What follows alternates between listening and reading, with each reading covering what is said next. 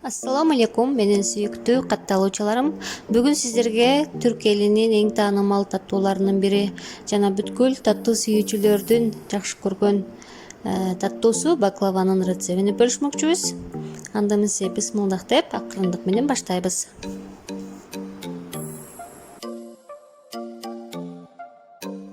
Алгач камырыны жасоо менен баштайбыз. Ал үчүн бизге бир чуңкур идиш, бир даана жумуртка, бир аз туз жана ылым жылуу суу жана 200 граммдык стаканда 3 стакан ун керектелет. Аш кашык менен салганда 6-7 аш кашык болуп калат экен бир стаканыбыз. Өзүңүздөр көргөндөй стакандын көлөмү ушунчалык, 200 грамм болот ичинде. Жумурткасын кошобуз, тузду кошуп, суусун кошуп, аралаштырып, жакшылап камыр жууруп алабыз.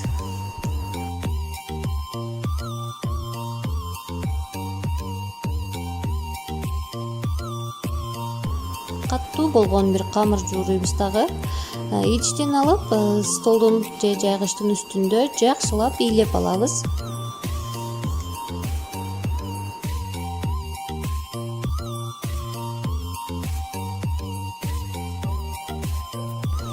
Ийленген камырларыбызды жаңгактан бир аз чоңураак өлчөмдө, көлөмдө бөлүктөргө бөлүп, жакшылап тегеректеп коюп алабыз.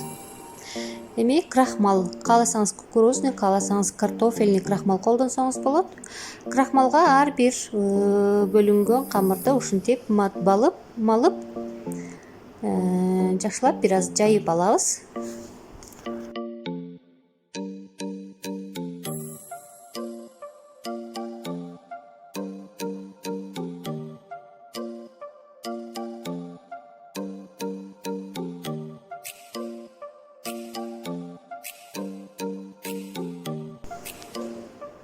Мынакей камырларыбыз даяр. Мен 5-6 камырды бириктирип ушундай 3 бөлүккө бөлүп койдум буюрса.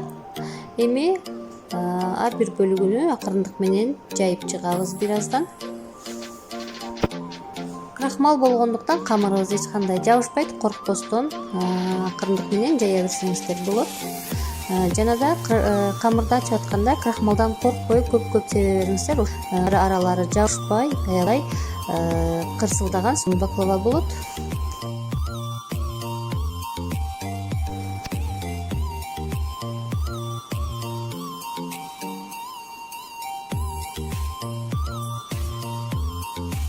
Мынакей көрүп турасыздар, такыр жабышкан жок.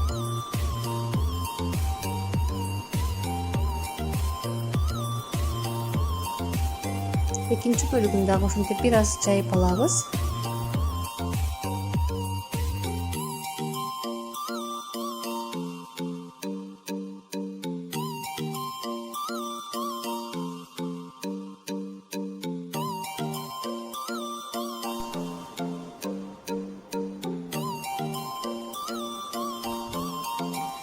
Камырларды бир катар жайып бүткөндөн кийин бир идишке крахмалдан себелеп, камырдын 2 бөлүгүнү салып, үстүнө жакшылап жаап коебуз дагы. Бир бөлүгүнү акырындык менен ачып баштайбыз. Ар бир камырды ушинтип крахмалдан көп эле себип, жука кылып жайып алабыз. Жана да айтып өткөндөй, крахмалдан ойлонбой эле себе бериңиз, ошондо кат-кат болуп баклаваңыз сонун болуп бышат.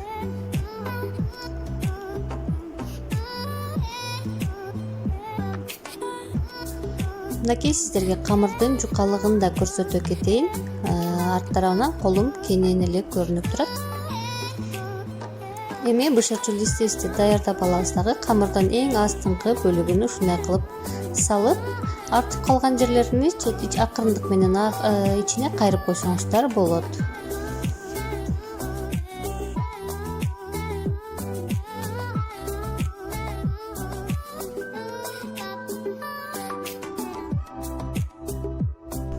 Листти сөзсүз майлаганды унутпаңыздар, достор. Камырды кааласаңыз ушундай 2-3 кат кылып да жайсаңыздар болот. Мен бир аз чоңойгуча ушундай 2 кат кылып жайып алып, анан аябай жукасыны бир каттан кылып кайра жайып чыктым. Бир аз убакыттан үнөмдөйбүз. өзүңүзгө дагы бир аз оңой болот. Мынакей эч кандай жабышпай сонун эле жайылат. Экинчи камырыбыз да даяр болду. Эми бул камырды листке карап өлчөп кесип алабыз дагы. Четинен ашкандарыны камырды салып туруп, үстүнөн бир катар кылып кесип тизип кое берсек болот.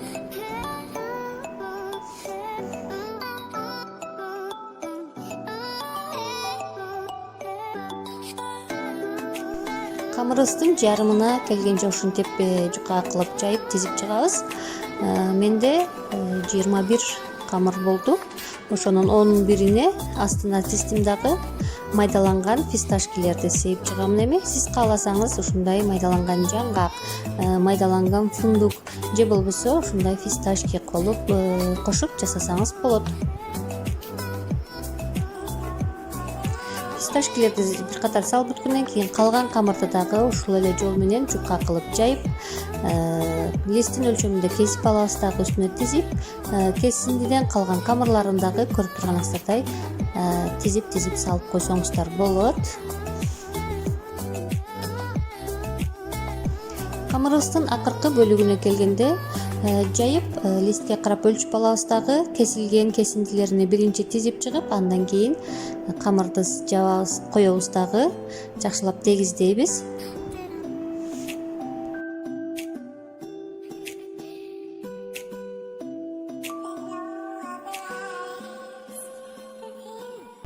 Эми четтерини кашык менен ушинтип тегиздеп киргизип чыгабыз. Бүгүн мен сиздерге баклаванын 3 кесүү жолун да көрсөтө кетейин дедим. Бири савиз кесими, бири болсо кадимки баклава кесими, бири болсо 4 бурчтук баклава кесими. Бул кесип жаткан бөлүгүм бул кадимки эле 4 бурчтук кесимини көрсөтөм азыр сиздерге. Баклаваны кесип атканда үстүн сөзсүз бир колуңуз менен жардам менен кармап кеспесеңиз үстүндөгү камырлары ачылып кетет.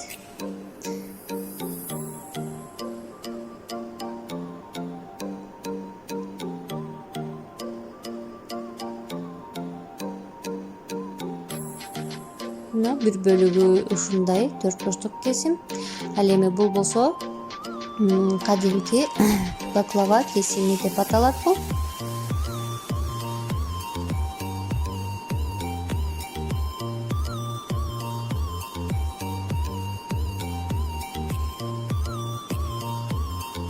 Ал эми үчүнчү кесим болсо бул савиз кесими деп коет. Савиз кесими ушундай чоң кылып эле кесип коебуз.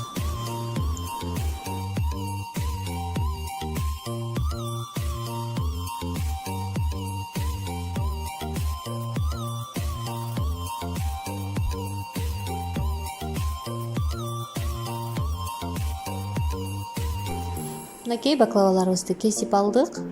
Эми сливочный майды эритип, үстүндө топтолгон көбүкчүлөрүнү бүт алып чыгабыз. Эгер бул көбүкчүлөрдү албасаңыз, баклаваңыздын үстүндө күйүк окшогон бир тактар пайда болуп калат. Ошол себептен сөзсүз алып коюу керек. Тазаланган сливочный майды баклаванын үстүнө бир катар кылып жакшылап куюп чыгабыз. Сливочный майды бир катар куюп алгандан кийин ысып турган градуста 180, 190 же болбосо 200 градус тегерегинде үстү жакшылап кызарганга чейин бышырып алабыз. Мынакей биздин баклавабыз бышты. Эми баклавабыз муздаганга чейин биз баклаванын шербетини, соусуну даярдап алабыз. Ал үчүн бизге 3,5 стакан сахар керектелет. Менин стаканым 180-175 граммдык стакан. Жана 4 стакан, ошол эле стаканда 4 стакан суу керектелет. Отко коюп, жакшылап аралаштырып кайнатып алабыз дагы. Кайнап чыкканда жарым лимондун суусун сыгып, акырында лимондун өзүн деле кошуп туруп, жай отто 10 минутта кайнатып алабыз. Мынакей баклава соусубуз даяр. Эми буну муздаган баклавабызга куюп чыгабыз. Баклаванын эң маанилүүсү ушул шербет менен бириккен кези болот. Сөзсүз түрдө же баклава муздак болуусу керек, же шербетиңиз муздак болуусу керек. Кааласаңыз ушул мен кылгандай баклаваны муздатып алып туруп шербет кошосуз. Кааласаңыз шербетти эрте эле даярдап коюп, ысык баклавага муздаган шербетти куйсаңыз дагы болот.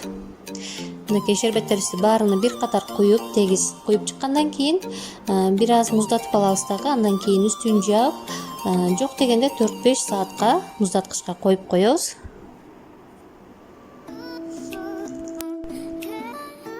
Мынакей менин баклаваларым кечинде даярдап муздаткычка салып койгом. Азыр болсо даяр, муздаткычтан алдым. Эми сиздер үчүн бир кусогунду алып көрсөтөйүн деп атам.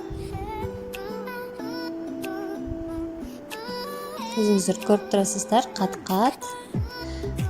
Үстү дагы кысыраган болуптур. Жасап көргөн баарыңыздарга, жасап көрсөңүздөр баарыңыздарга аш болсун. Кийинки видеолордо жолукканга чейин Аллахка аманат болуңуздар.